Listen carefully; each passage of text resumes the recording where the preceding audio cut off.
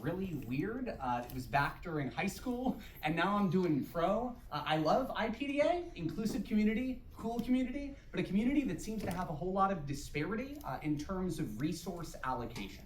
Some teams have a real good coach-student ratio. Others have a whole lot of students, but not enough coaches to help handle them and grow. And in other instances, there's no coach at all. It's just people striking out on their own. So, because AI is literally the middle of my name, I thought I could show you some better ways to use AI, not before rounds, but after round, to improve on an individual and a team level. I recognize a whole lot of people in this room, so thank you so much for being here. And if I don't recognize you, hello, it's a pleasure. I'm Ian. A lot of people spell my name as Lane. That's because that I looks like an L. I have taken some L's. In particular, I've noticed that I have misread judges in IPDA far more often than I misread judges in other formats of debate. There's some reasons for that. You don't ask for preferences before round. You don't get paradigms in IPDA. It is very rare that you have a lot of consistency on judging panels. IPDA feels like less of a solved game than CETA does, or NDT does, or APDA does.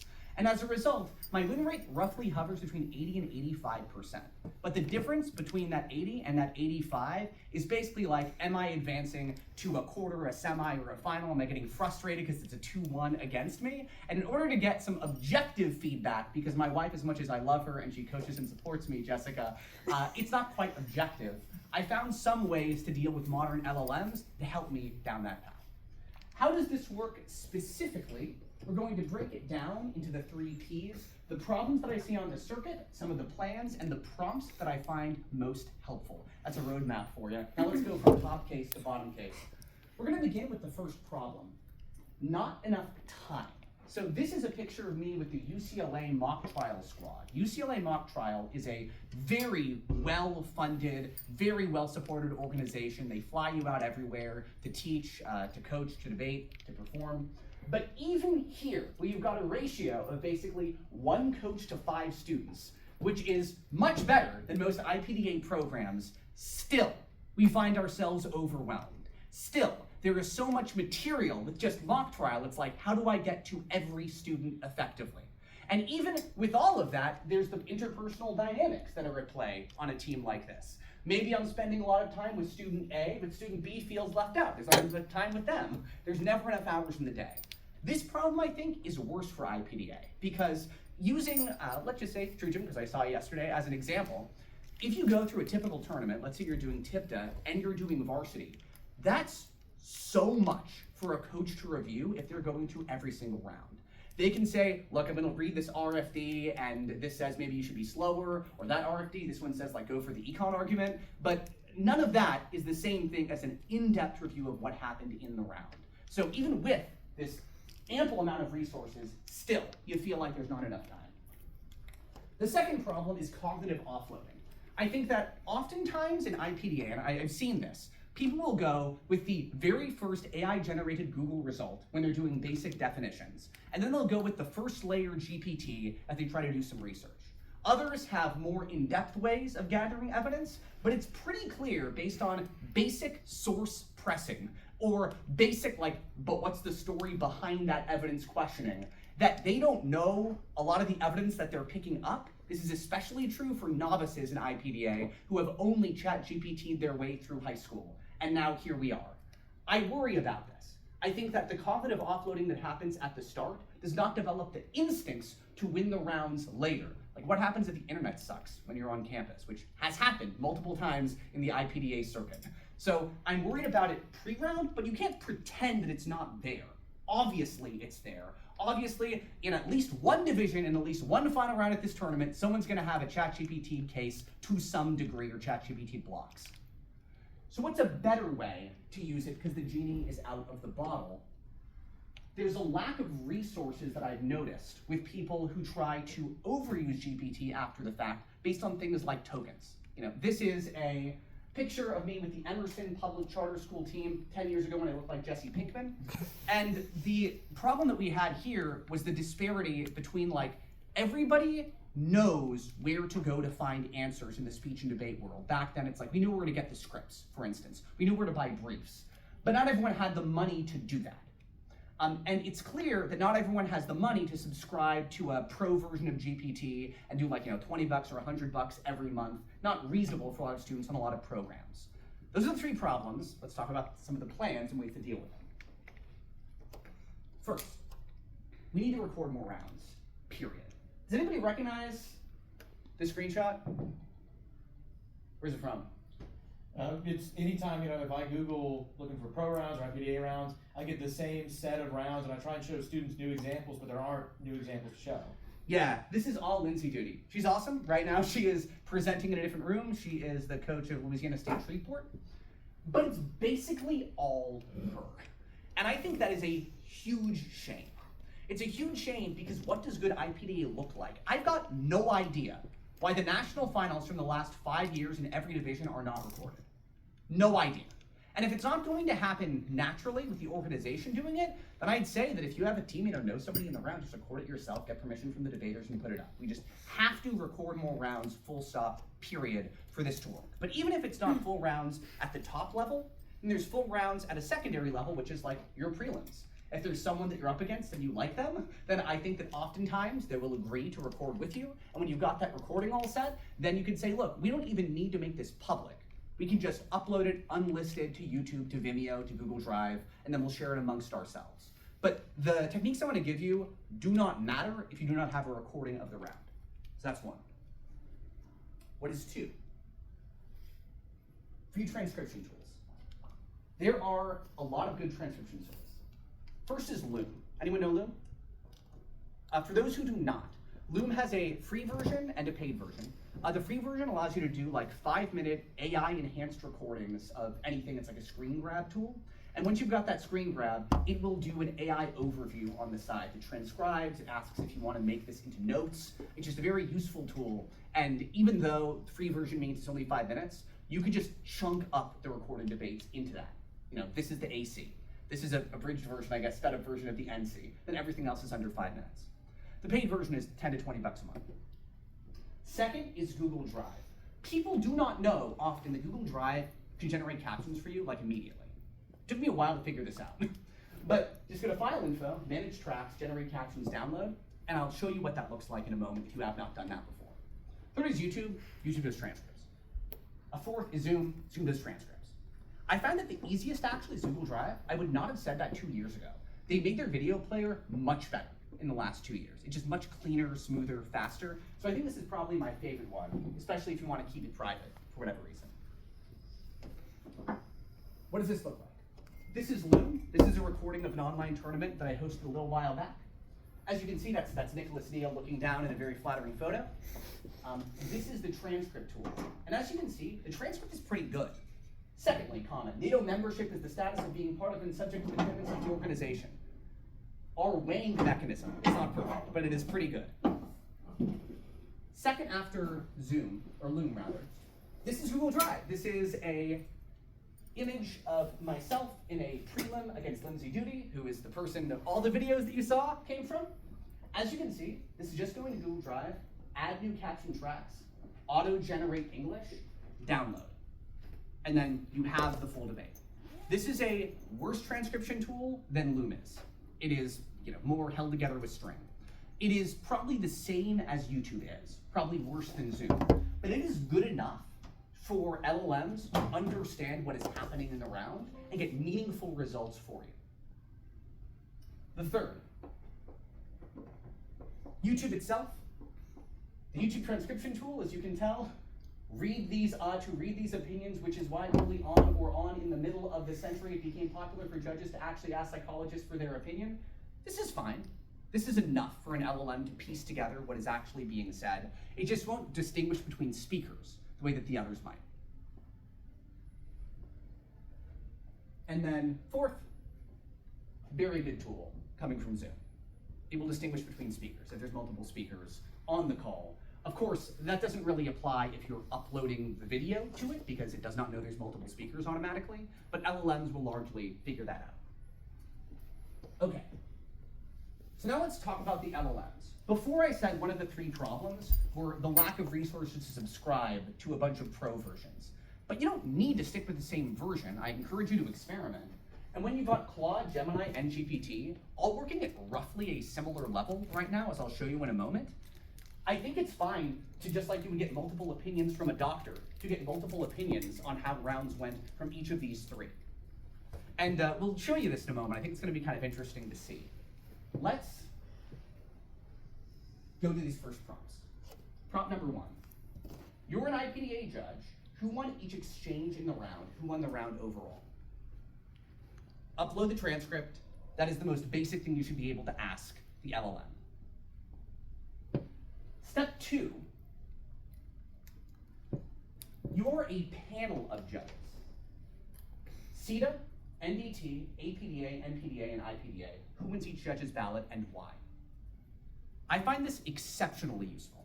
And of course, you can substitute this for whatever you would like. You know, you were a judge who focuses on ethos or logos or pathos or whatever. Anything that has to do with eye contact, body language, it will not pick that up from a transcript. But it will pick up rhetoric, it will pick up style, and it will even pick up pacing, especially if you've got the timestamps. Can anyone give me, if you had to replace these with different panel ideas, what panel ideas come to mind for you? Same concept, but different 3 to 5 judges to get a meaningful spread. Yeah? Coach, alumni, and lay judge. Okay. Make sure, though, to distinguish there, IPDA coach or like an NDT coach in IPDA. Otherwise, it will give you a very different answer. Any other ones? Maybe like a speech judge? Yeah, speech judge. So it's not fully lay, but like they're familiar with HI, DI, and you can get really specific, by the way. There's been enough built in on the back end here, where if you say something like, you know, you are an NFA or AFA judge, it will know that versus an NSDA judge, especially the newest models of GPT. Anything else? Like somebody who focuses on argumentation Okay, versus, like communication. So you could have a communication-oriented judge and an argumentation-oriented judge. yeah, Or persuasion. I would say that. And you could do sort of like classical persuasion, somebody who watches like presidential debates all the time versus folks who watch YouTube debates all the time, Destiny versus whoever, the Surrounded series. Or it could be someone who is a very techie judge, because the techiness of a CETA judge versus an NDT judge is not quite the same, for those who know policy. Third, I'm gonna offer arguments that I think would have won the round for the losing side. Honestly, tell me whether these arguments would have flipped the ballots. Some of you might know these folks. This is Alec Bolton, Jackson Lowe's. They were back-to-back top seed in PF at the Tournament of Champions as high schoolers, but never made finals either year. It was always like a 2-1 when they dropped. And I think that they would have benefited from a tool like this, to be like, all right, give it to me straight, doc. Like, what was the thing that I was missing? And is it that I didn't execute on the strat well enough? Or is it that a totally different strat was needed from the start? This takes us to prompt 4.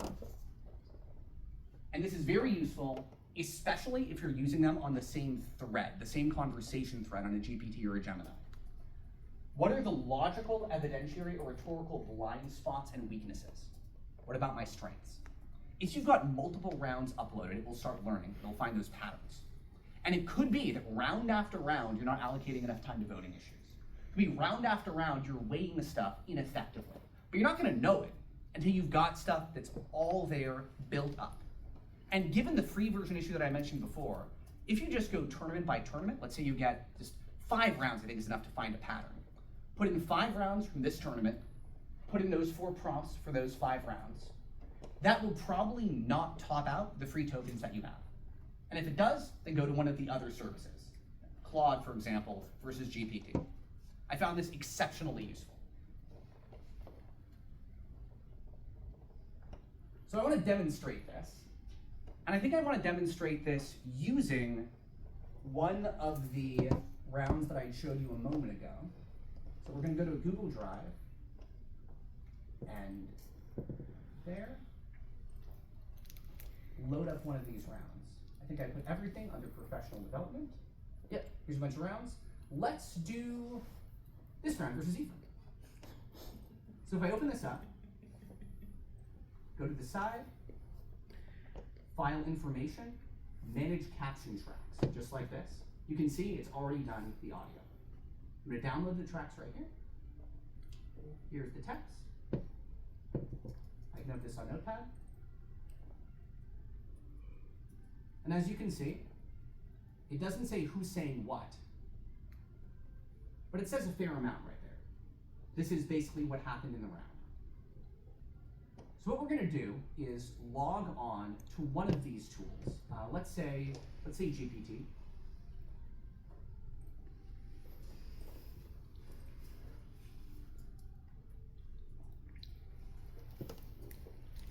We're going to copy the entirety of this. We're going to copy the entirety of it. Let's do a little select all.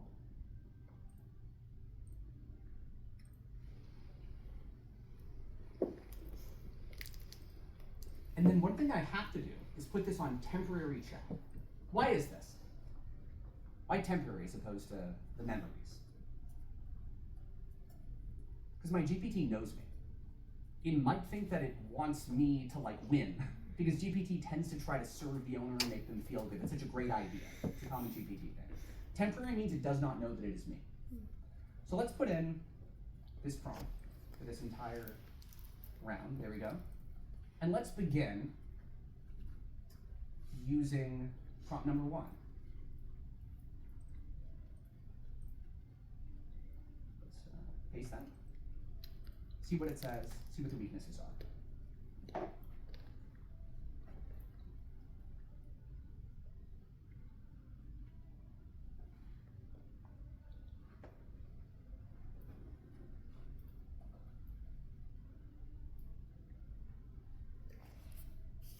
Ephraim and I can tell you, based on our experience in the round, these were the exchanges that mattered. We had an exchange on burden of proof, we had an exchange on harassment, we had an exchange on fandom versus players, we had an exchange on social media versus gambling, we had an exchange on uniqueness, we had an exchange on social media helping fandoms grow and connect. I'm not sure rebuttal quality and collapsing really counts as its own layer, but it treated it as such. It's not bad to have it there. And now I'm going to ignore the second thing it says, like put it into a proper IPDA ballot, because speaker points don't matter a lot when they can't see you speak. And instead do prompt number 2. See how good it is.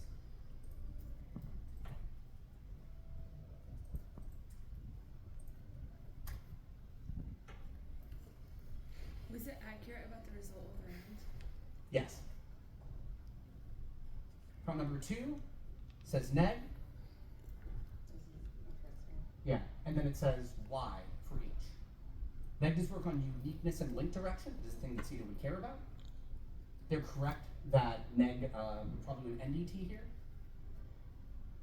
APDA is about narrative, largely. NPDA is flow. And then IPDA is just style, just the rhetoric that is decided there. But now, instead of doing the offer arguments I think would win the round for the side, I don't want to like generate arguments in the moment. Let's do this for both sides, this one at the bottom.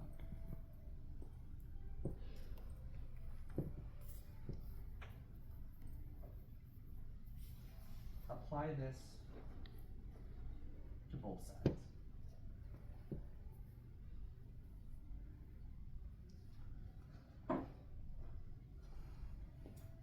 Ephraim, I would agree. This is a good topping instinct that you showed. You weighed actual harm. Moral clarity was a strong point that you collapsed on. You had an instinct for there. I did press you on the definition of harm to fandom and causation. There was a concession in cross-X. There was some undercoverage of offense. I'm not sure that I would agree on evidence sounded underqualified or mismatched, though. I don't think that's true. I think that your evidence was strong in that round. And then they give a thesis, which I love. One thing that I like saying in IPDA is there's 2 layers to the round. It's the line by line and the bottom line. And I like this as the bottom line, big picture at the end here. Negative, what's it going to say for me? I had good framing, comparative debating, exploited the topic's wording, gave a ballot story, talked about drops. However, this is absolutely true. I had a statistic in that round that did not make sense. I said something like it was an over 100% decrease, which does not make sense on face, and I did not explain how it did make sense in the round. So this first point is absolutely true. This is also true. Small percentage for small impact, not the same thing, right? If this is like a magnitude versus scope kind of argument, like if one person dies, it's still significant magnitude. True that this was incomplete. This feels a bit too specific to the round that happened. I don't think this gives me a lot about what I could do later on, but this one did, which I did lean heavily on drops in that round, especially in the negative voting speech. Then they give me a little summary. Ephraim, what are your thoughts on this? Well, first and foremost, I would think that I believe that if I had known this, then I would have won the round. Yeah, if I'd known this, like the structured way, the quality feedback it gives, I would have probably prepared more to win the round. And it's great knowing this now because I could replay the round, which I've watched a couple of times, and feed it into the system and generate the similar feedback. Yeah. I like this a lot. I think it is substantial. I think it's useful. I could walk through all the other versions. I could go through the Gemini and the Claude, but you're probably going to see comparable things, and I encourage you to do it yourself. I'm sure there's at least one practice round you have recorded, and if not, why not? Like, record your first round, and then at the end of the day, upload it when you're waiting for the season longs, and then see what happens. I think that's going to be useful for everybody here to do, and I'd love it if you told me exactly what it was like for you to go ahead and do this. So, going back to the presentation itself, I want to talk about some folks for you to follow in order to just really stay on the cutting edge of this. You probably heard like, AI is not going to take your job, someone who knows it better will take your job. I think that's largely true. We don't know the full impact that it's going to have. Obviously, some work is going to be automated and outdated pretty soon. But I think largely it's like people who know how to use these tools will be exceptional as they traverse this new world that we're living in. So these are 5 people. The first person, John Thomas Connor, he is trying to do pro league stuff, but across the whole country. And he's trying to do a one-day version of it. We're talking about like 2 prelims, and then whoever breaks, and that's how it goes. Kind of similar to the speech model that you'll see at college tournaments. He thinks that's enough for adults who've got like only 6 hours on a Saturday to come in and handle it. And he wants to use this kind of AI feedback significantly. I suggest following him. The second person is John Hines. He's actually on the board of this organization, but this other John is very big into the academic side. So he's the one who is running a lot of experiments on it. He's looking at cognitive offloading. He's looking at what useful prompt design looks like. So if you happen to be on the academic world, look at this guy. The third guy is fascinating. James Paver is someone cited by these first 2. So this dude is a hacker, one of those ethical white hat hackers. And he said, what if I set up, using his own custom model, not even Mistral, an entire AI tournament where it's like Claude is debating GPT and Grok is judging. And he did every iteration of that to see which of the models is best at persuading the other models, and how much of the models persuaded by things like the final word goes to the app, for instance. What he found is there's a lot of parity, but GPT at the time, I think it was 5.2, but I'm not entirely sure, that was the best one compared to the others at convincing the other AIs. But he's doing this experiment all of the time, definitely worth looking into. Fourth guy is Stephen Bouchard. He is very big on what AI is going to mean for the future of education. He knows that, for the undergrads here, you might be seeing like blue books coming back or like more in class. I don't trust you to do it at home. He's the person on the cutting edge of that. And he's trying to get invited to a bunch of institutions to help them revamp their curriculums. Before this, he was very big on debate and doing briefs and everything. He still does that. But he's also one of the guys going on the circuit and then debating people about AI. Final one is Varun Rajan. Varun is a former speech and mock trial person who owns a startup that is all about public speaking and AI called Udly. Anyone heard of this one before? For those who haven't, I think it might be the best tool out there at analyzing yourself based on delivery. Because all the other ones that I mentioned are just about your rhetoric, about the transcripts. This one, you record yourself, and then it will analyze things like your rate of speaking, your eye contact with the camera, your movement. It is very effective at picking these things up. I think you get 3 free Udalys. You can just like infinitely delete them and then upload a new one if you want additional feedback. But I like it a lot. He went from just being like a public speaking system to doing sales enablement. So he'll go to organizations and say, your salespeople need training. How about they do a role play against an AI and then we'll analyze it automatically to see how it went. So follow this guy. He comes out of the speech and debate world and he's taking this to the next level. That's what I have for you. I was told it should be about 25 minutes. We're at 26 minutes. What questions, if any, do you have for me or points of discussion? Yes, please. So I use LLMs pretty often, both in work and personally. And like what happened with the example you gave, it was, 90% was really good, but there were some things that you disagreed with. I do wonder, do you think it's best used from a coaching perspective where the coach runs those transcripts, reviews it, edits out the stuff it doesn't find helpful, and then gives that feedback back? Or to let students use it on their own and parse through the material? Students should use it on their own, otherwise it's more work on your plate. But what you can do, if you want the version of it, is, hey, I went through the transcripts. What stuff felt real? What stuff didn't feel real? We'll save your time. I just think about things at scale, right? Like if you're in a team with, I don't know how big UCSD is now, what, like 60 students, 70, more? It's a lot. Like 130, I want to say. 130 students, twice that. Like even if AJ is spending 10 minutes per student, it's an incredible amount of time that has to be spent. I think you gotta put that work on the students, at least at first. Yes, please. So I've actually been using it in my coaching. Like what I do is I use Otter AI to just make an audio recording and transcript of the debate, and I include our comments. Then I have the AI write them up, and then from our comments, I actually have it generate drills for the students to do. So essentially I create a homework assignment that's based specifically on the debate that happened. And that's something that students could also incorporate, not just the judging and the issues, but it could be like, I'm having trouble weighing things, how can I do a drill to practice even if statements or, magnitude versus time frame or whatever. So I think that's something that's super, super useful. Yes, and to add on that, that's a great idea. Let me yes and you. I think that if you take that and then you pair, let's say you have like 30 students that submit something to you. You can take those 30 students, huge archive, and be like, across all these 30 students, what seem to be the programmatic weaknesses, and what are the drills to help solve those programmatic weaknesses? Yeah. Other thoughts, if any? Please. I would be super interested to like have this slide deck so I can kind of like try it for myself, have the prompts. And I think it's super interesting that like you have all the different debate formats there. Because I think like really each judge maybe evaluates rounds a little differently. So I thought it was a good presentation. Those are my thoughts. Thank you so much, I appreciate that. And I'm happy to share this, of course, with everybody after the fact. I'll make a little tiny URL. Here, I haven't made it yet, but it's going to be like tiny.cc/Iain spelled my way IPDA. That's what it will be. Tiny.cc IAIN. Tiny.cc/Iain IPDA. Okay. That's what it will be, yes. And This no isn't about your dot between presentation, Ian and though. IPDA. Correct. Sorry? This is not about your presentation, but I was wondering if you did any type of speech when you were in high school, like extemporaneous speaking or like original oratory or anything like that. Yeah, my speech journey was in high school. I did mainly impromptu. I did a bit of humorous interp as well.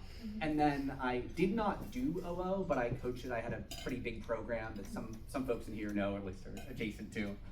And then after COVID happened, I was like, oh, I got time. Maybe I should get back into it. I'm feeling kind of dull speech-wise. And I found something called the ProSDA that a guy named Blake Longfellow started, which was kind of the only game in town for a bit. And then once things opened back up, I rejoined this in 2023. When I did ProSDA, it was like spar, impromptu, DI, and oratory.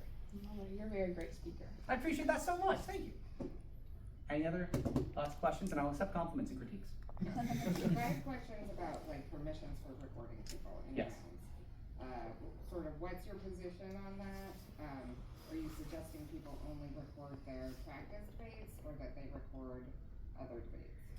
Ask. I'm saying that, like, I've not yet seen someone who turned down a recording in round. I think that people will often allow the recording, but if they did poorly, they will say, I don't want it public.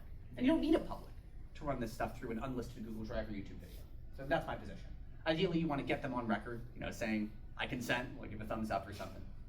That's my thought. Anything else? I thought the AI job discussion was interesting too, because I think I agree with you, it's a force multiplier. Like, it makes me able, as a coach, to do my job better. So. And Same. it's not as good as I am, so. I'm self-confident, but like. Sir. Well, I totally agree with the use of the LLMs for student use as opposed to the teacher using, because it will place a lot of work on the lecturer or the teacher. And besides, a couple of rounds which you reviewed for me, I placed them through the LLM, and funny enough, it gave me similar results and gave me specific drills that helped me, in fact, become better with my speech. I think it's one thing we should encourage individuals to be doing. Record your round, whether it be at home, in a competition. Send, if you don't have anyone to send it to, just upload it, get a transcript uploaded to give you detailed feedback, especially on areas that you have no idea you're failing at. And because your teacher won't always be available for you. Yeah. It's true.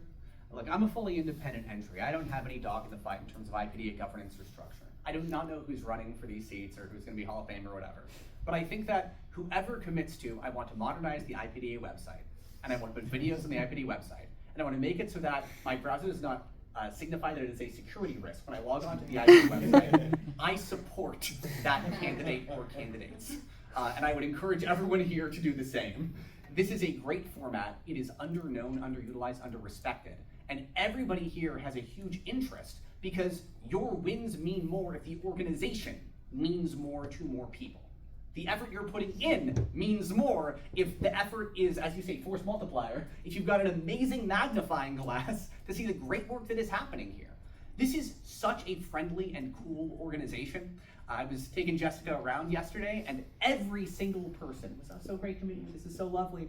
I don't get that everywhere in the speech and debate. I've been in this for a long time. There's a lot of hyper-competitive, weird spaces.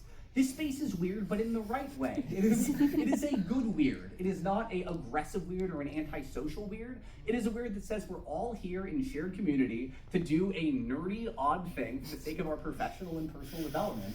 And I wish that we just had a better platform so the whole world could see that. Because even when I found this a couple of years ago, even when I found it, I was like, is this legit? Or is this a scam? And they haven't changed that site. There's not like a picture of anybody on the whole website. What's up with that?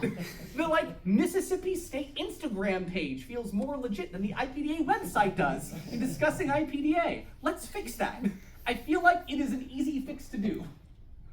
That's my soapbox. Let me step off it. Final thoughts for you, because I only want to prep, yeah. You mentioned that IPDA is less of a solved game than other debate events, and I think part of the way that manifests is regional variations. The way IPDA is done here is pretty different from how it is in California. So do you have any insight into if LLMs are aware of that and can give feedback or no? Sorry, If LLMs. Oh, yeah, you can just, I think, distinguish between Southern style versus West. I would just say that if it's on the West, it's more NPDA influenced. IPDA in the West is basically that. I don't think that you have to force it between Midwest versus West versus South. Those are my thoughts. All right. Well, I'll get that up for you as a tiny ACC right now. Thank you so much for your time. Best of luck. Let's kill it at Nationals. Thank you.